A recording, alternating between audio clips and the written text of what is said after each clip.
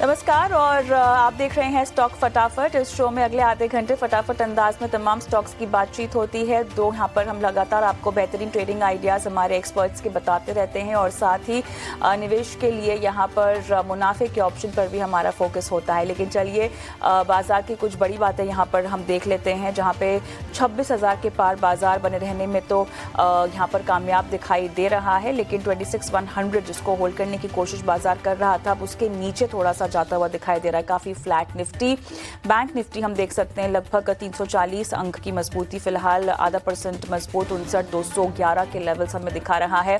आज जो once again बाजार के हीरो निकल के आ रहे हैं वो है आईटी काउंटर्स। टेक महिंद्रा हम देख रहे हैं 3.5% ऊपर है, विप्रो 1.5%, इन्फोसिस भी 1% के पार की तेजी दिखाता हुआ। HCL टेक में भी हम लगभग 1% की मजबूती देख रहे हैं।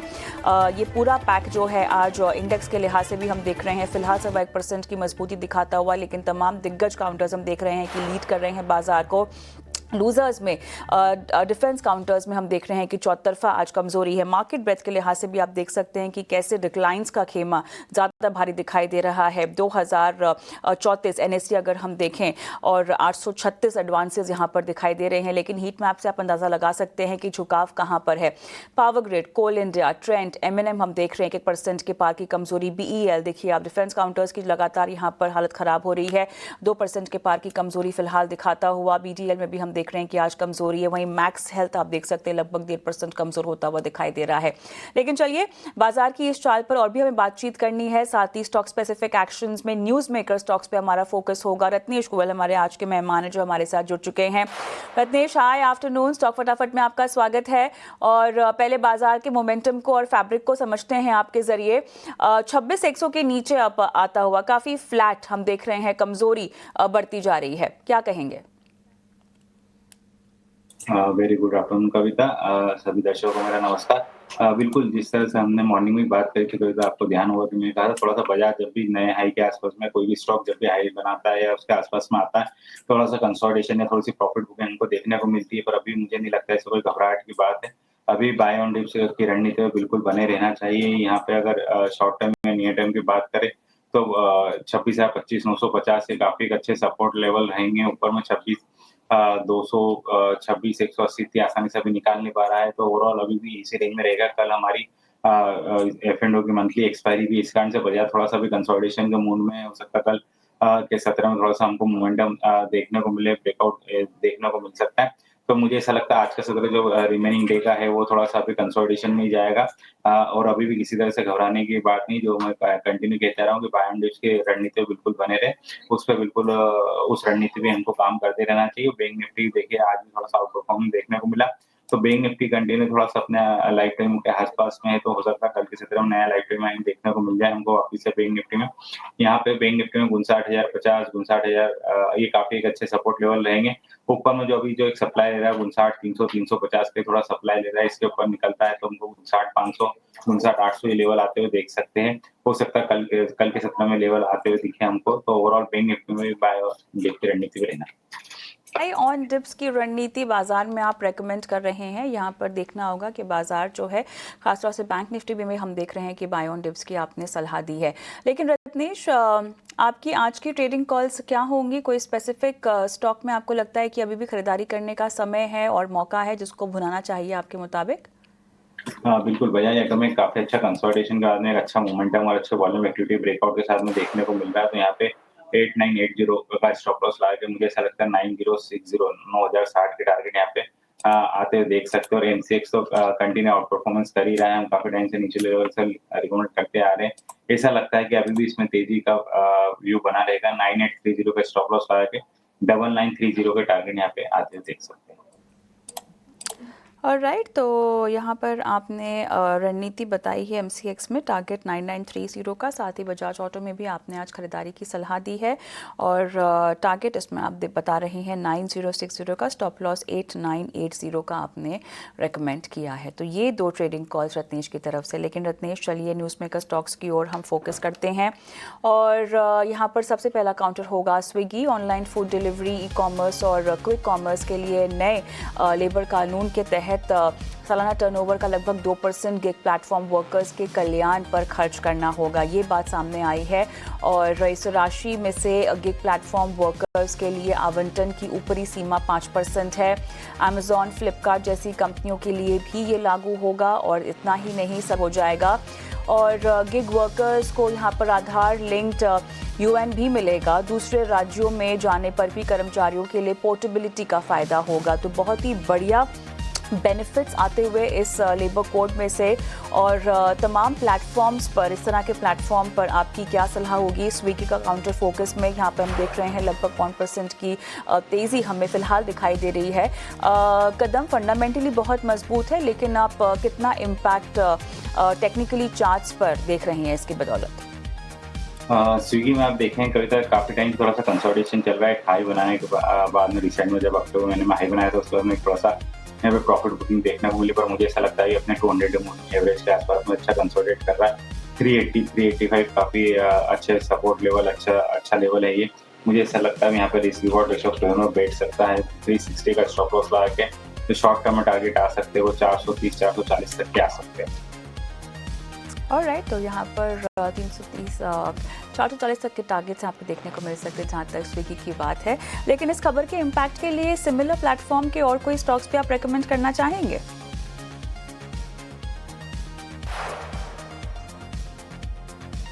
ये इंटरनल एक में थोड़ी सी हमको सेलिंग गैप डाउन थोड़ा सा देखने को मिला था। आप देखेंगे पूरा रिकवर कर गया स्टॉक। मुझे ऐसा लगता है इसका भी एक काफी सपोर्ट लेवल 290-295 के आसपास में आया है। मुझे ऐसा लगता है 313-15 रुपए के ऊपर निकलेगा तो इसमें वापस से तेजी रिज्यूम हो जाएगी। 330-40 तक टारगेट आ सकते हैं, तो 290 रुपए के स्टॉप लॉस से इसमें पोजीशन बनाई जा सकती है। 290 के स्टॉप लॉस के साथ ऑर्डिनरी पोजीशन बनाई जा सकती है। लेकिन हम आगे बढ़ते हैं, इंडिको की बात करते हैं और 22 दिसंबर से सेंसेक्स में ये जो है वो कंपनी शामिल हो जाएगी। फिलहाल ऑलमोस्ट आधे % की मजबूती आती हुई दिखाई दे रही है। 5868 के लेवल्स पर हम देख रहे हैं कारोबार में ये फिलहाल बनी हुई है। लेकिन ओवरऑल अगर पोजिशनली हम कोई रणनीति बनाने की सलाह दें तो चार्ट्स क्या कह रहे हैं और किस स्टॉप लॉस और टारगेट रिकमेंडेशन को आप देना पसंद करेंगे? बिल्कुल, अब इंडिको सेंसेक्स में शामिल हो जाएगा तो ऐसा लगता है कि थोड़ा सा मोमेंटम इसमें जरूर आ सकता है। कहीं ना कहीं से थोड़ा सा सप्लाई जोन के आसपास में यहाँ पे 5920 5930, तो मुझे ऐसा लगता है अगर इसके ऊपर निकलेगा तो नई तेजी देखने को मिलेगी। फिर 6100 इसके ऑल टाइम हाई के आसपास में वहाँ तक जा सकता है, 6150-6200। तो एक स्टॉप लॉस लगाने की सलाह यहाँ पे 5750 अपनी पोजीशन को होल्ड करें। 5950 के ऊपर निकलता है नए हाई के लिए हमको देखने को मिल जाएगा। चलिए आगे बढ़ते हैं, एनबीसीसी की हम बात करते हैं और यहाँ पर खबर के लिहाज से लगभग 71 करोड़ के नए ऑर्डर्स मिले हैं।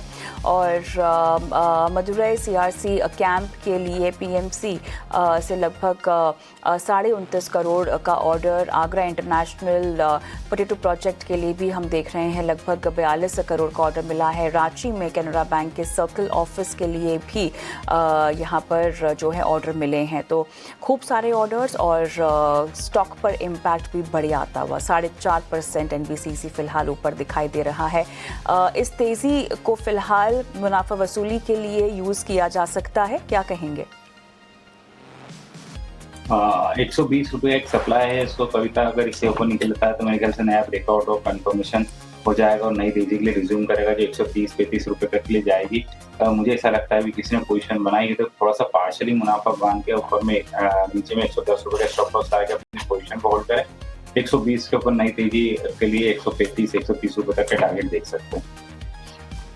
ऑलराइट, तो एनबीसीसी में फिलहाल ये सलाह और स्टॉक हम देख रहे हैं कि ऑलमोस्ट फिलहाल भी 4.5% ऊपर ही दिखाई दे रहा है। आगे बढ़ते हैं और एनबीसीसी के बाद एसीसी की बात करते हैं और यहाँ पर ब्रोकरेज हाउस की जो रिपोर्ट आई है उसके चलते हम इम्पैक्ट भी देख रहे हैं। बिकवाली की राय देखिए एमके यहाँ पर देता हुआ दिखाई दे रहा है और लक्ष्य जो है 2280 से घटाकर अब 1600 कर दिया है। देखिए 30% के आसपास की कटौती कर दी है लक्ष्य में। अब इसके पीछे क्या फैक्टर्स गिनाए गए हैं? कमज़ोर मार्जिन ट्रेंड एक बड़ा फैक्टर है। है। कैपेक्स के चलते जो है रेटिंग यहाँ पर घटाई है, जो कि कमज़ोर रह सकता है।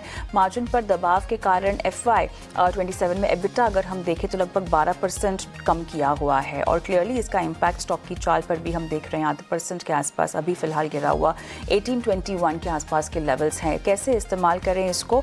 टेक्निकली चार्ट्स फंडामेंटल ट्रिगर्स को कितना सपोर्ट करते हैं, कितने इनलाइन हैं रत्नेश? बिल्कुल, इसमें कंटिन्यू लोअर लो फॉर्मेशन हमको दिखाई दे रहा है, अंडर परफॉर्मेंस दिखाई दे रहा है एससीसी में कंटिन्यू। तो मुझे ऐसा लगता है कि अगर 1760 1770 कुछ लेवल तोड़ेगा तो उसके बाद में थोड़ी सी सेलिंग और इसमें गिरा सकती है, जो इसको 1700 रुपए तक की लेवल के अंदर जा सकती है। हाल फिलहाल में अभी किसी भी तरह की तेजी की उम्मीद नहीं है। चलिए, हाल फिलहाल यहाँ पर कोई तेजी की गुंजाइश नहीं है, गिरावट जो है और गहरा सकती है। शैली इंजीनियरिंग की ओर हम लोग रुक करते हैं और यहाँ पर भी ब्रोकरेज हाउसेस के चलते हम देख रहे हैं कि इम्पैक्ट पड़ता हुआ। UBS की तरफ से जो रिपोर्ट आई है उसमें ये कहा गया है कि खरीदारी की राय के साथ कवरेज को इन्होंने शुरू कर दिया है और क्योंकि इनिशिएट हुई है और टारगेट प्राइस यहाँ पे 4000 रुपये रखा हुआ है, लगभग 60% का अपसाइड जो है इन्होंने फैक्टरिंग किया हुआ है। काफ़ी हद तक हाई ग्रोथ का एक मामला जो कि उभर कर आएगा across health care, personal care, electronics, industrials, ये बहुत बड़ा ट्रिगर होगा। और इतना ही नहीं, यहाँ पर बताया गया है कि पोजीशनिंग जेनरिक GLP-1 लॉन्च के लिए काफ़ी अच्छी हो जाएगी और उससे जो है ग्लोबल फार्मा फर्म को लगभग 50 से 60% मार्केट शेयर GLP-1 में होने की संभावना है। लेकिन उसके मुताबिक अगर हम स्टॉक देखें तो उतना मोमेंटम नहीं दिखा रहा। 2486 का एक लेवल जहाँ पे कारोबार हो रहा है। UBS ने 4000 रुपये तक के टारगेट्स दिए हैं। शॉर्ट टर्म में क्या आपको भी लगता है कि ये टारगेट्स अचीवेबल हैं? शेल इंजीनियरिंग में काफी अच्छी तेजी हमको कंटिन्यू देखने को मिल रही है, कंटिन्यू हाई फॉर्मेशन बना रहा है। मुझे ऐसा लगता है थोड़ा सा स्ट्रेटेजी चार्ट पे अगर नीचे मिलता है तो रिस्क रिवॉर्ड रेशो फेवर में देखने को मिल सकता है। 2400 का एक सपोर्ट है। मुझे ऐसा लगता है 2400 2350 काफी एक अच्छे सपोर्ट लेवल या अच्छी बाइंग रेंज हो सकती है, वहाँ पे मिलता है। तो रिस्क रिवॉर्ड रेशो 2300 रुपए का एक स्टॉप लॉस लगा के जो टारगेट बन सकते हैं मेरे जन्म जो कि 2800 से 3200 3300 तक के टारगेट देखने को मिल सकते हैं। ये 2300 का स्टॉप लॉस लगाइए। 2800 3000 या उसके ऊपर तक के लेवल्स भी देखने को मिल सकते हैं शैली इंजीनियरिंग में। रत्नेश, हमारे साथ आप बने रहें क्योंकि स्टॉक फटाफट में अभी वक्त हो गया एक छोटे से ब्रेक का। ब्रेक के उस पार और भी न्यूज़ मेकर स्टॉक्स हैं और साथ ही मुनाफे के ऑप्शन के लिए एक और नए मेहमान को जोड़ेंगे शो में। बने रहें।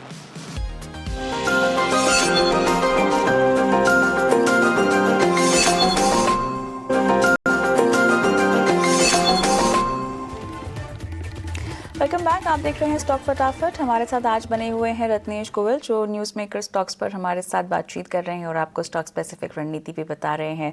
रत्नेश, हाय, वेलकम बैक। स्टार हेल्थ की बात करते हैं, हमारा अगला न्यूज़ मेकर स्टॉक। और यहाँ पर भी क्योंकि लेबर कोड के नए नियम सामने आए हैं तो सभी गिग प्लेटफॉर्म कर्मचारियों को PF और SIC इंश्योरेंस का फ़ायदा मिलेगा और इसी के चलते हम देख रहे हैं कि एक न्यूज़ बेस्ड इम्पैक्ट भले ही लगभग 1% के आसपास स्टार हेल्थ पर हम देख रहे हैं। 487 के लेवल्स भी दिखाई दे रहे हैं।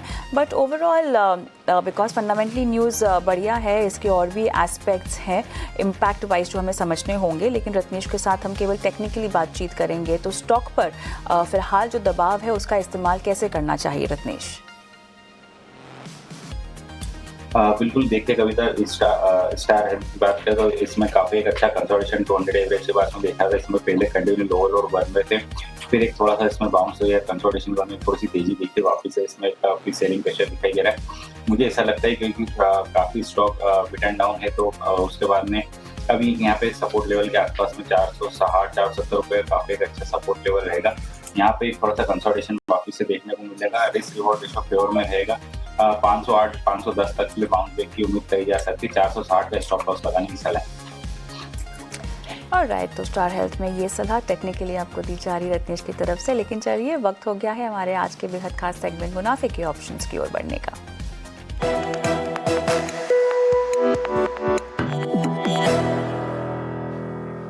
राजेश भोसले हमारे आज के मेहमान हमारे साथ अब जुड़ गए हैं रणनीति बताने के लिए। राजेश, हाय, आफ्टरनून, स्वागत है आपका स्टॉक फटाफट में। बताइए आज कहाँ दाव लगाने की सलाह होगी? जी नमस्कार, आफ्टरनून। देखिए आज सिलेक्टिव ऑटो स्पेस में काफी अच्छा ट्रैक्शन दिखाई दे रहा है। एंड टू व्हीलर से बजाज ऑटो काफी अच्छा लग रहा है। डेली चार्ट में एक सिमेट्रिकल पैटर्न ब्रेकआउट दिखाई दे रहा है, तो एक्सपेक्टेड है कि यहाँ से काफी अच्छा आउट परफॉर्मेंस आ सकता है। तो बजाज ऑटो का 9100 का कॉल ऑप्शन बाय करना है। ये दिसंबर सीरीज का बाय करना है। ये लगभग 220 के आसपास ट्रेड कर रहा है। 160 के स्टॉप लॉस के साथ बाय करना है फॉर द टारगेट ऑफ 340। इसका जो लॉट साइज है 75 का है, तो जो मैक्सिमम रिस्क एज पर ट्रेड सेटअप होगा वो होगा 4500 का, एंड जो टारगेट हम यहाँ से एक्सपेक्ट कर रहे हैं वो होंगे 9000 के। ये बजाज ऑटो आप यहाँ पर आज सलाह दे रहे हैं, और ऑटो एंसिलरीज में क्योंकि एक्शन है लिहाजा यहाँ पर 340 का लगभग टारगेट आता हुआ 160 का स्टॉप लॉस आप रेकमेंड कर रहे हैं। राजेश, मुनाफे के ऑप्शन में रणनीति आपने आज बताई, आपका बहुत बहुत धन्यवाद। और इसी के चलते एक डिस्क्लेमर दर्शकों के लिए, क्योंकि एफएनओ में ट्रेडिंग करना जोखिम भरा हो सकता है, लिहाजा आपको सावधानी बरतनी चाहिए। और राइट, एचजी इंफ्रा की बात करते हैं। न्यूज़ मेकर स्टॉक्स में रत्नेश गोयल हमारे साथ जुड़े हुए हैं। और रत्नेश, कल्पतरू प्रोजेक्ट्स इंटरनेशनल के साथ यहाँ पे जॉइंट वेंचर हुआ है, और जो ऑर्डर के लिए जॉइंट वेंचर हुआ है लगभग 1415 करोड़ का महाराष्ट्र मेट्रो का ऑर्डर है ये जॉइंट वेंचर का, और 1.25% एचजी इंफ्रा फिलहाल हमें ऊपर भी दिखाई दे रहा है 875.40 के लेवल्स। बताइए टेक्निकली चार्ट्स पे कैसे इसका फ़ायदा उठाया जाए। एचजी इंफ्रा में देखे कि जो न्यूज बेस के कारण थोड़ी तेजी होनी थी वो हो चुकी, तो मुझे नहीं लगता ऐसा कविता को बहुत बड़ी तेजी की उम्मीद है, इसमें कंटिन्यू लोअर लो फॉर्मेशन बन गए, तो यहाँ पे इसे कोई बड़ी तेजी नहीं करना चाहिए। कुछ भी उछाल आता है तो उसमें किसी बात सोचना तो अच्छी कर देना चाहिए। आयशर मोटर्स की बात कर लेते हैं। हमारा अगला न्यूज़ मेकर स्टॉक ये होगा, और तेज़ी डेफिनेटली यहाँ पर कई ट्रेडिंग सेशन से बनती हुई दिखाई दे रही है। अभी भी 2% ऊपर है, लगातार छठा दिन जहाँ पर हम देख रहे हैं तेज़ी के साथ नया रिकॉर्ड हाई छूता हुआ 7273 के लेवल्स हमें फिलहाल दिखाई दे रहे हैं। और 2025 में अब तक ही अगर हम देखें तो लगभग ये स्टॉक दोगुना हो चुका है। 48.71 हम देख रहे हैं परसेंट का जोरदार उछाल भी यहाँ पर देखने को मिल रहा है। इनफैक्ट इंडेक्स को आयशर ने पछाड़ा है। ऑटो इंडेक्स 17%, सेंसेक्स हम देख रहे हैं 8.7%, वहीं आयशर 48.7% का रिटर्न।